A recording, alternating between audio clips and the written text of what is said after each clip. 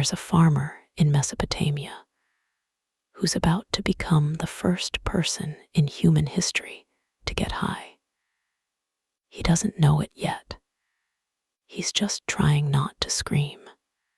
It's 5000 BC, and this guy, let's call him Enkidu, because why not, is lying on a reed mat in his mud brick hut, drenched in sweat, clutching his side where a farming accident left him with a gash that's now infected and radiating pain like a hot coal pressed into his ribs. His wife has tried everything. Honey on the wound, clay poultices, prayer. Nothing works. He hasn't slept in 3 days. The pain is so bad he started seeing things that aren't there. She's desperate. So she goes out to their garden and does something that will accidentally change the course of human civilization forever.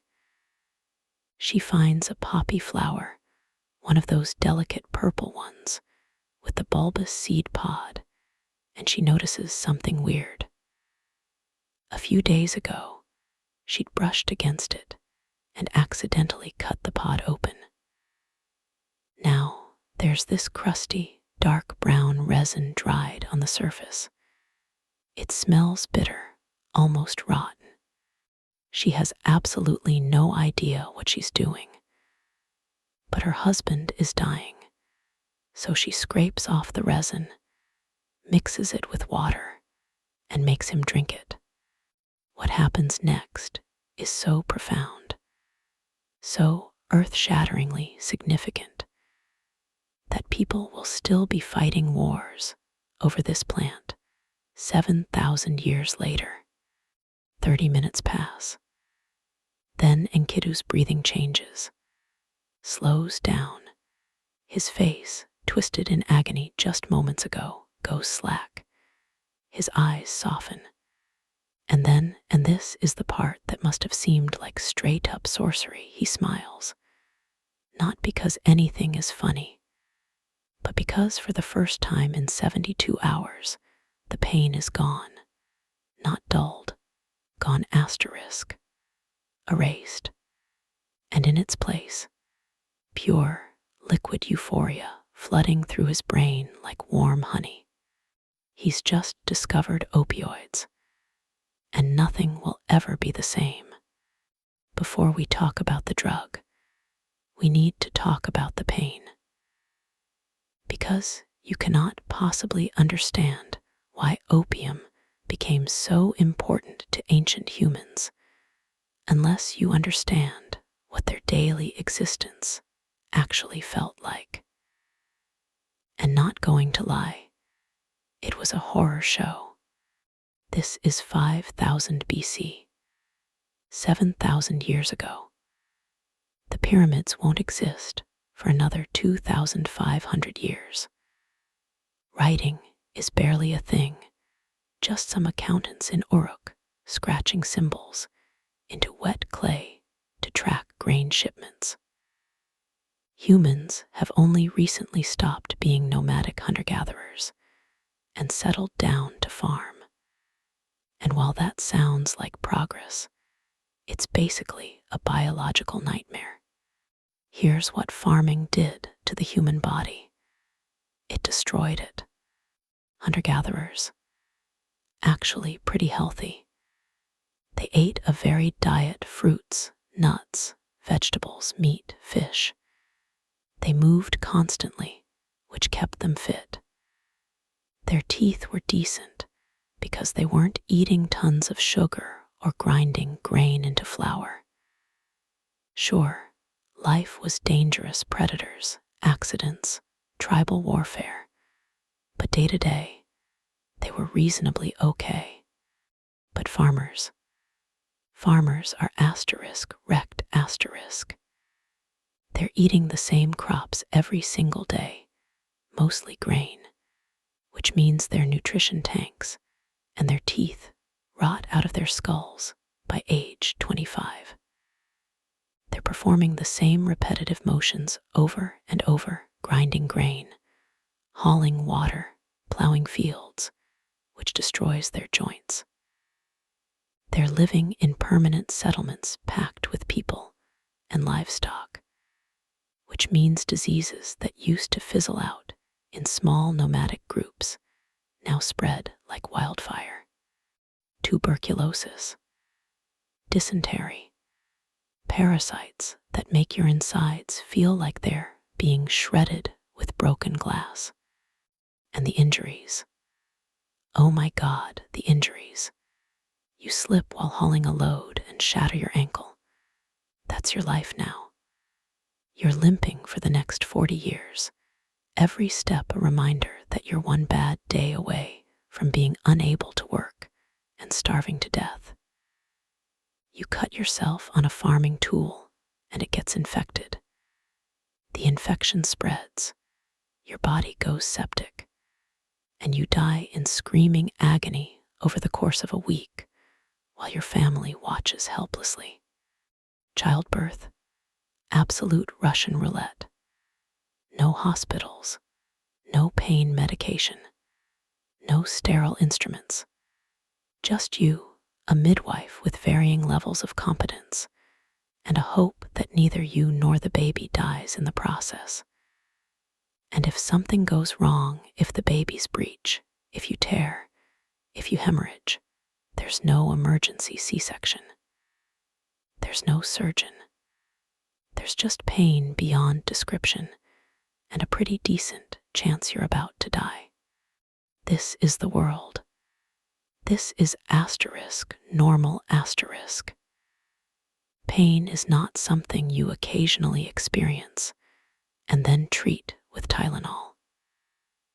Pain is your constant companion, your roommate, the thing you wake up with and fall asleep with and try desperately to ignore because there is no other option.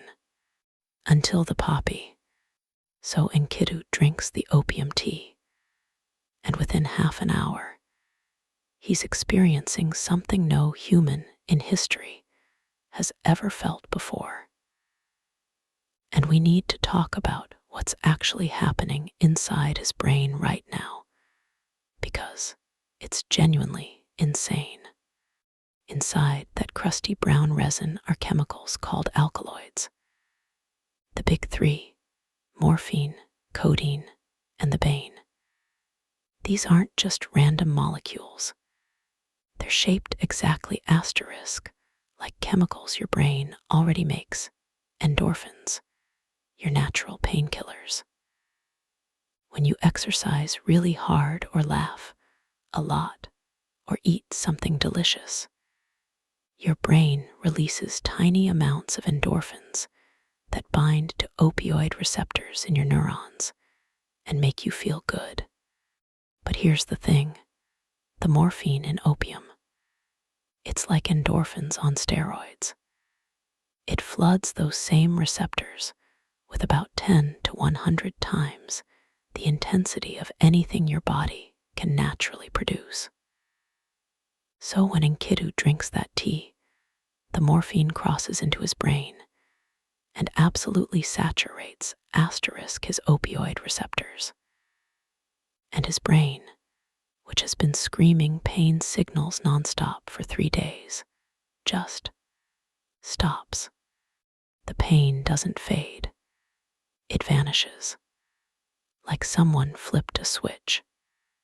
And in its place comes this wave of euphoria that humans literally do not have words for yet, because nobody has ever felt anything like this.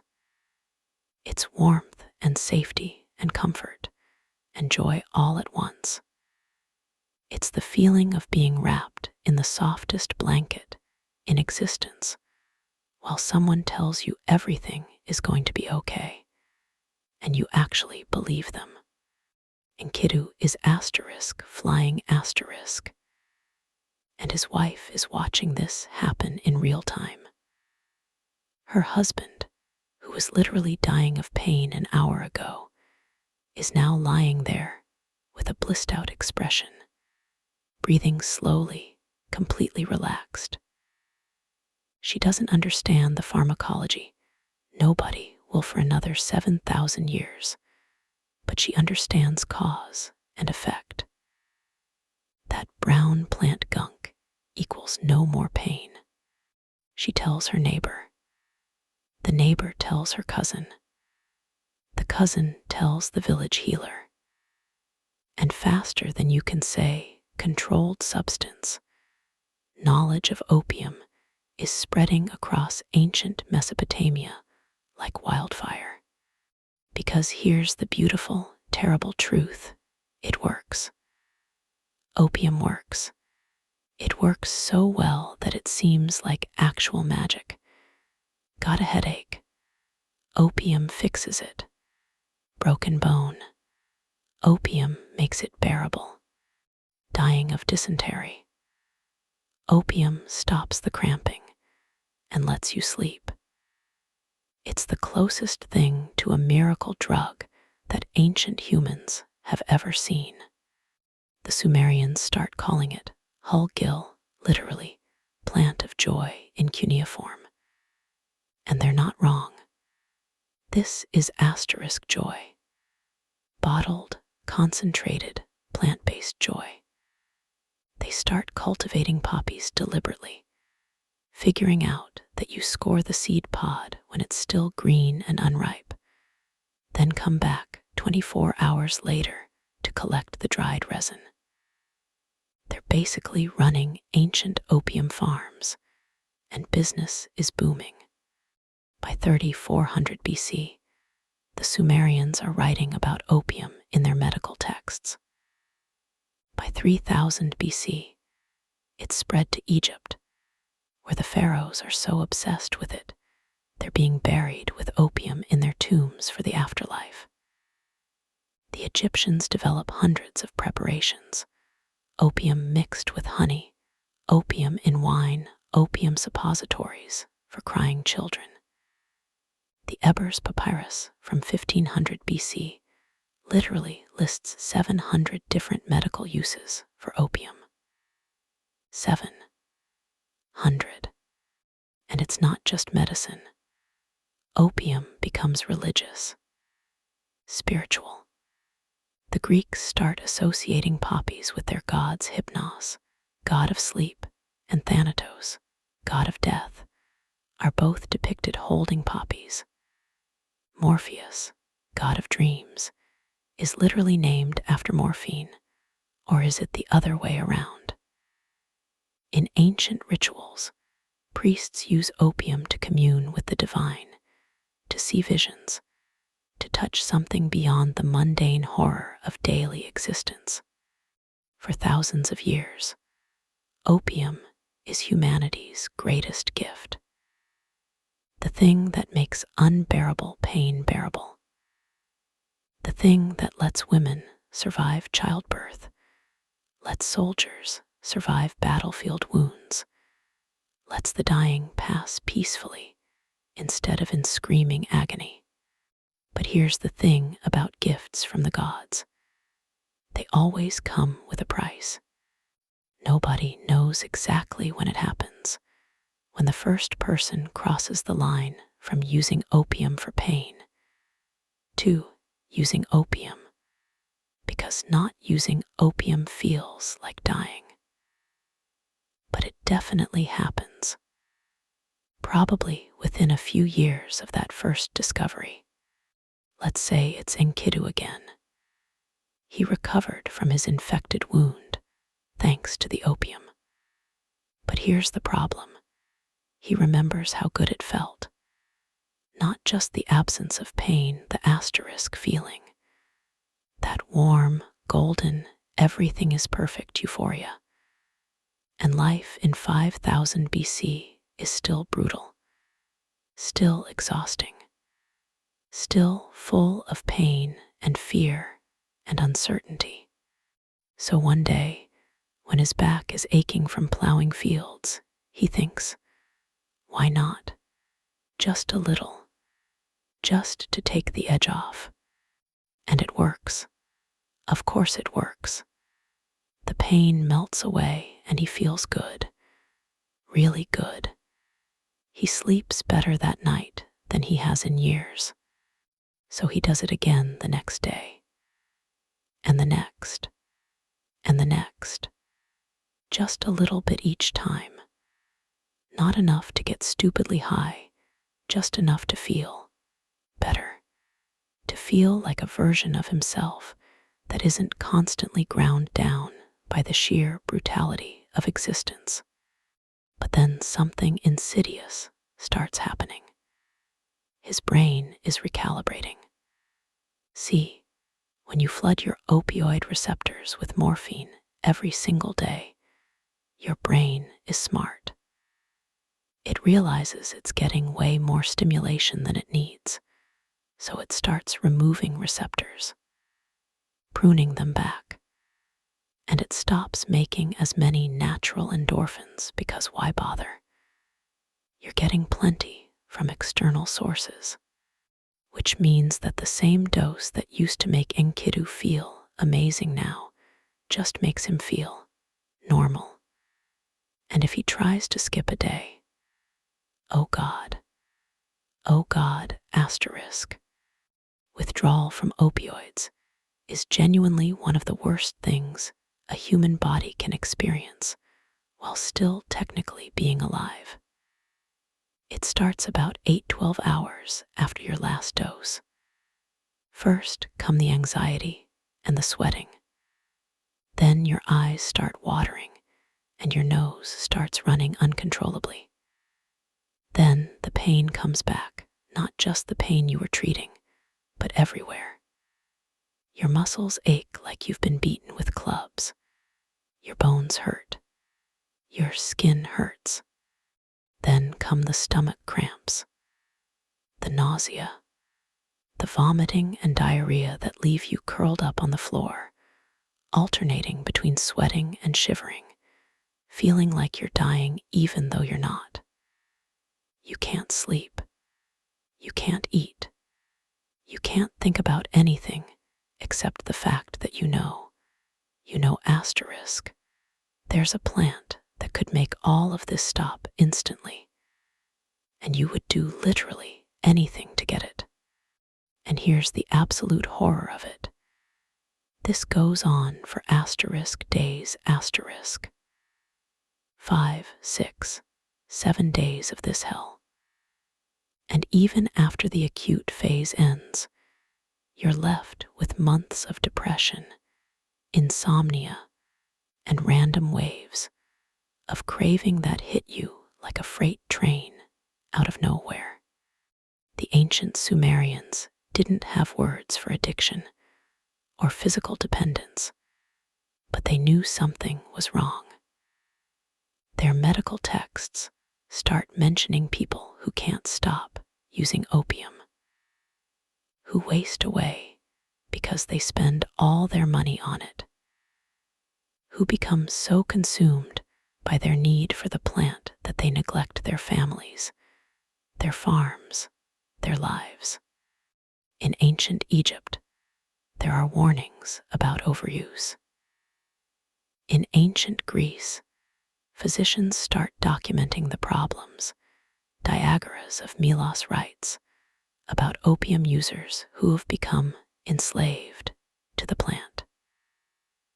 The Roman writer Pliny the Elder notes that too much opium can kill you, and that some people can't seem to stop themselves from taking too much. But here's the brutal paradox. Opium is still the best painkiller they have, by far. Someone having surgery, opium. Someone dying of cancer, opium. Someone's been stabbed in battle, opium. You can't just stop using it because some people become dependent. The benefits are too immense, too life-saving. So ancient civilizations do what humans always do when faced with an impossible choice. They muddle through. They try to use opium carefully. They develop rules and warnings. They restrict access to healers and priests who theoretically know what they're doing. But the fundamental problem remains unsolved. You have a substance that provides miraculous relief, but also has the potential to completely destroy you. And there's no way to get one without risking the other. Fast forward to 1000 BC.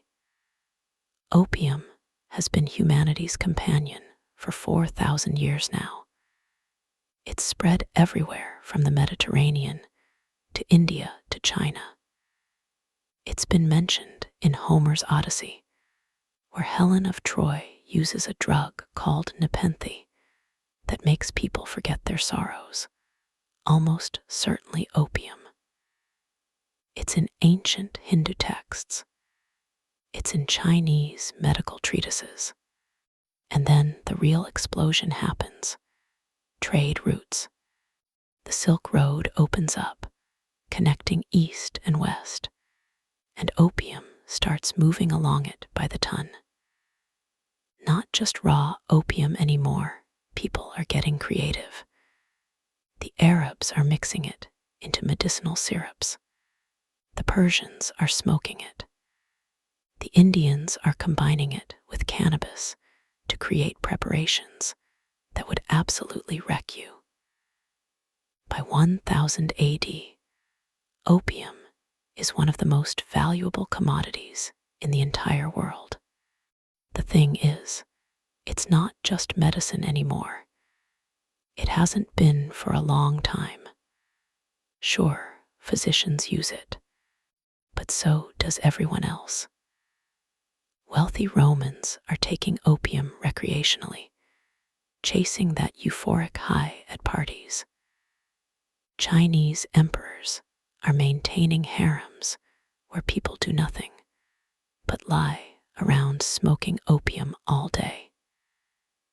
In the medieval Islamic world, where alcohol is forbidden, opium becomes the intoxicant of choice, and the economics become insane asterisk. Whoever controls opium production controls massive wealth.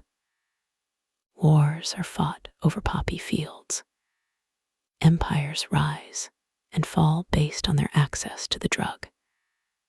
By the 1800s, 6,000 years after that first farmer in Mesopotamia scraped resin off a poppy pod, Britain is literally fighting wars with China to force them to accept British opium imports.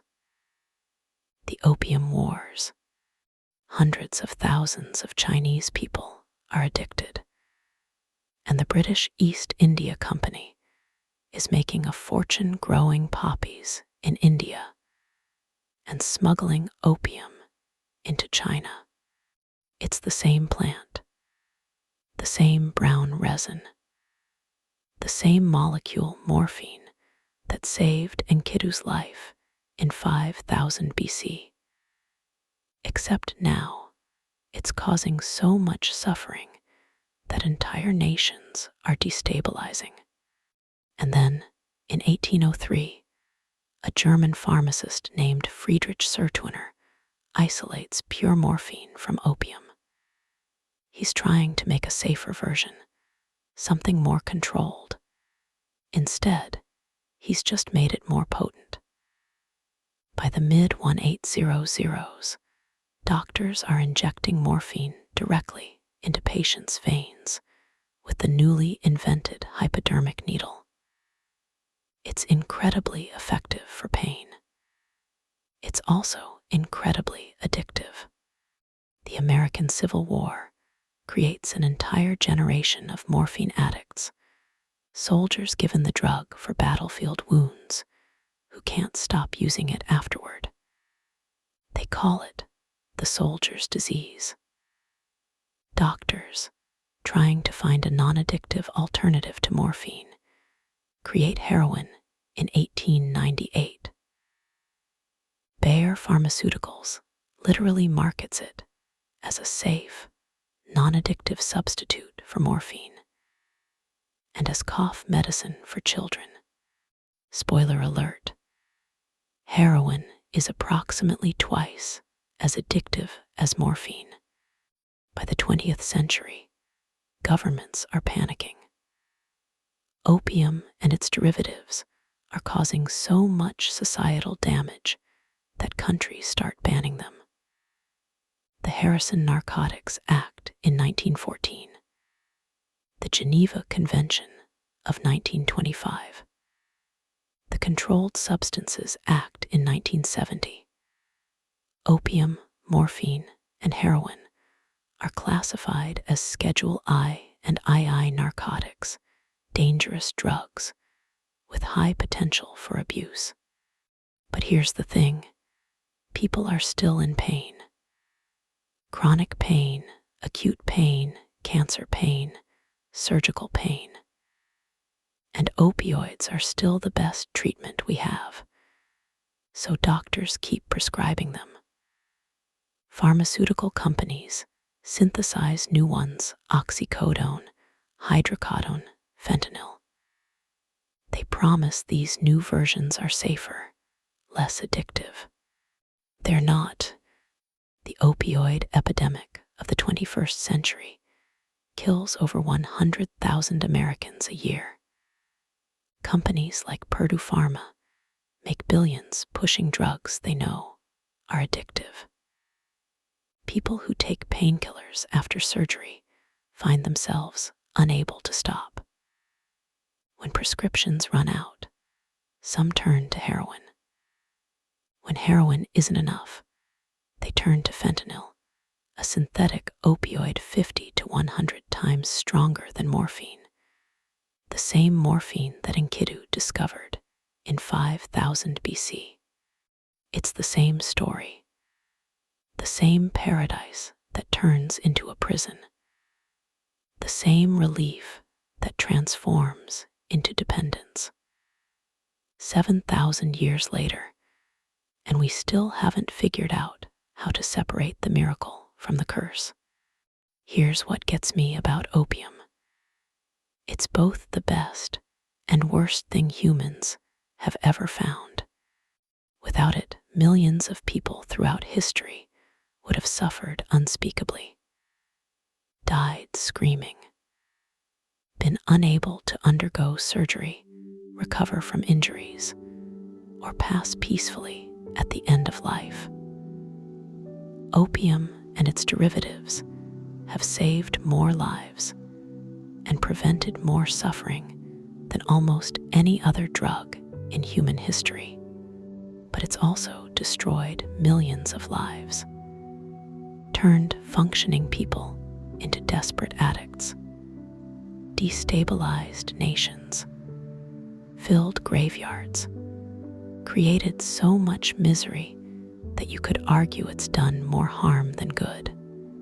And the impossible thing, the thing that makes this a genuinely unsolvable problem, is that both of those things are true simultaneously.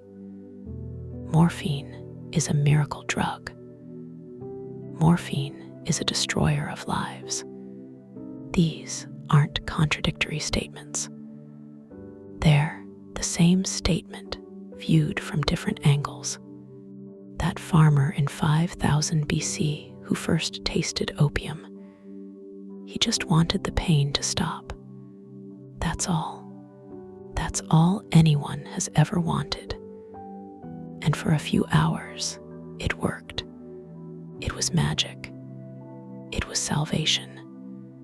It was the thing that made an unbearable existence bearable. And 7,000 years later, we're still chasing that same feeling.